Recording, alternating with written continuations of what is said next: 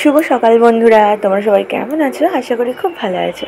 আমি খুব ভালো আছি আর আমার ব্লগে তোমাদের সবাইকে স্বাগত। তো দেখতে পাচ্ছ ওয়েদারটা কতটা সুন্দর, মানে সকালবেলা তখন 8টা বাজে, তখন আমি এই ভিডিওটা করেছিলাম। এত সুন্দর রোদ যে কি বলবো। তো আমি কিছু কাচাকুচি করেছিলাম, সেগুলো মেলে দিয়ে আমি চলে এসেছি, কারণ রোদ থাকলে তো কাচাকুচি করতেই হবে। এসে হচ্ছে আমি স্নান টান করে নিয়ে আমি যেটা করেছি সেটা হচ্ছে সবার জন্য ডালিয়া করেছি, সবাই ডালিয়া খেয়েছি।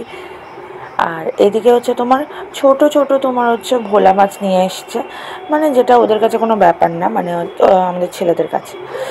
আর পালং শাক 500 গ্রাম নিয়ে এসছে। ভাবতে পারছো 500 গ্রাম, মানে ওটারই দাম নাকি 60 টাকা। তো যাই হোক, তো পালং শাকটা হচ্ছে আমার খেতে খুবই ভালো লাগে। তো আমি পালং শাকটা মা বলল যে মসুর ডাল দিয়ে করবে, তো আমি তো ভীষণ মজা পেলাম, কারণ হচ্ছে তোমার মসুর ডাল দিয়ে পালং শাক খেতে খুবই ভালো লাগে। আর মা বলেছে যে তুই কর এটা, তো আমি এটা করছিলাম। তো যে কোনো প্রকারে আমি ঝোলটা হচ্ছে মানে রান্না করে নিয়েছি, মাছের ঝোলটা, কারণ আমার একদম মাছ খাওয়ার ইচ্ছা ছিল না, আমার গাটা ঘিনঘিন করছিলো। আর তারপরে হচ্ছে তোমার এই পালং শাকটা হচ্ছে করবো। আলুটাকে হচ্ছে তোমার নেড়ে চেড়ে নিয়ে তারপরে ডালটাকে নেড়ে নিয়ে জল দিয়ে তার কিছুক্ষণ পরে মানে হয়ে হয়ে আসলে হালকা, তখন হচ্ছে পালং শাকটা দিয়ে দেবো। দিয়ে তোমার রান্নাটা এরকমভাবে করতে হয়। তো এটা আমার মা মানে শাশুড়ি মার কাছ থেকে আমার শেখা। আর আমার মা যেটা করে, মা ফোড়ন ছাড়া করে। আর আর হচ্ছে মা হচ্ছে আমার শাশুড়ি মা হচ্ছে তোমার ফোড়ন পরে ফোড়ন দেয়।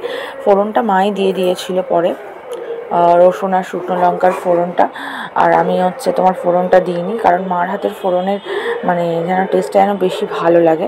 তো দেখো এই কালারটা এরকম হয়েছিল।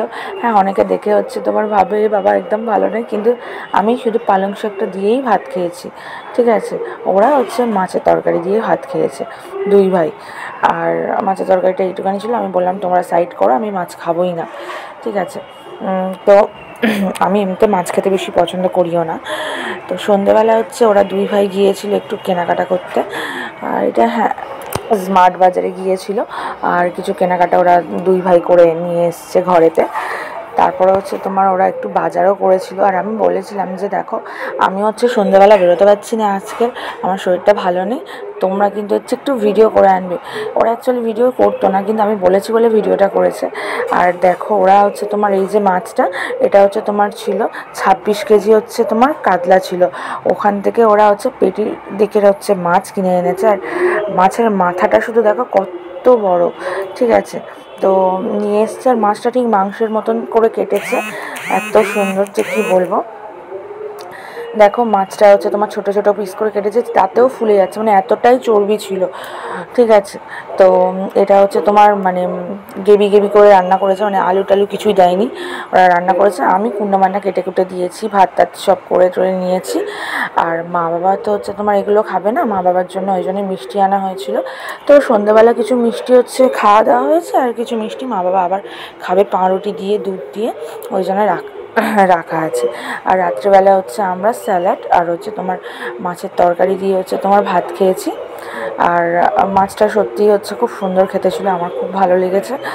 আর কোনো আঁশটে গন্ধ বা কিছু বা তেলের যে গন্ধটা থাকে সেটা হচ্ছে আমি একদমই পাইনি, কারণ একটাই ও খুব সুন্দরভাবে হচ্ছে জিরে দিয়ে করেছিল, বা আদা রসুন জিরে সব কিছু দিয়ে করেছে, তো খুবই ভালো লেগেছে। আর রাত্রিবেলা আমার দেওরের অবস্থা দেখো, ও হচ্ছে গেম খেলছিল ঢাই ঢাই ঢাই ঢাই করে। তো যাই হোক, এখানে আমি ব্লগটা এন্ড করছি। কেমন লাগলো প্লিজ তোমরা জানিও, আর আমার চ্যানেলকে লাইক কমেন্ট শেয়ার সাবস্ক্রাইব করে দিও।